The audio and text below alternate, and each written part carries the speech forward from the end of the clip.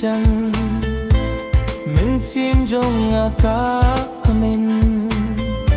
minta pat sa tang marway manoy ang abantan din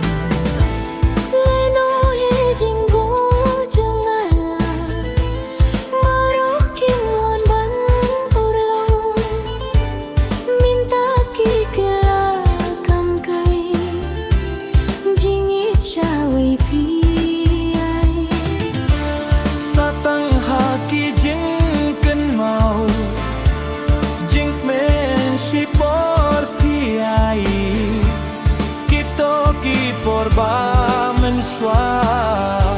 minta baro pilas na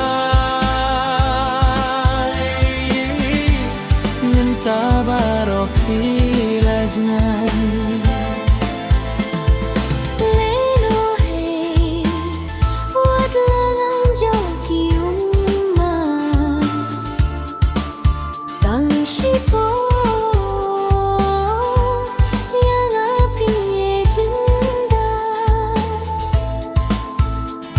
Shibor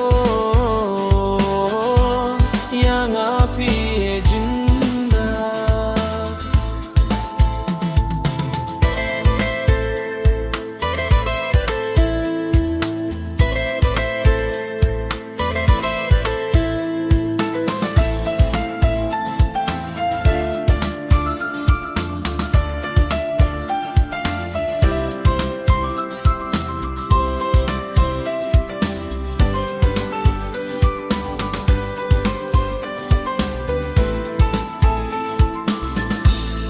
Isurat din ba dyan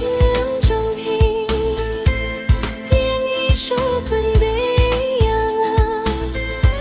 mun sin ba thajing phosni phiwan pa kudur bhabri kumung yer haki kyatsi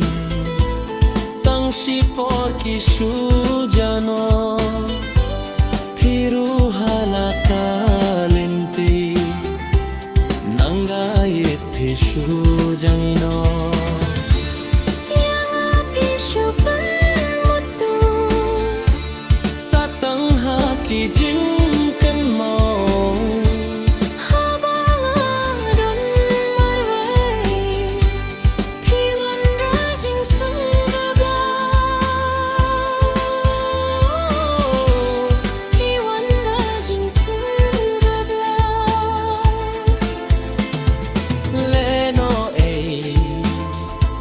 ladangan jauh kima tang Shibor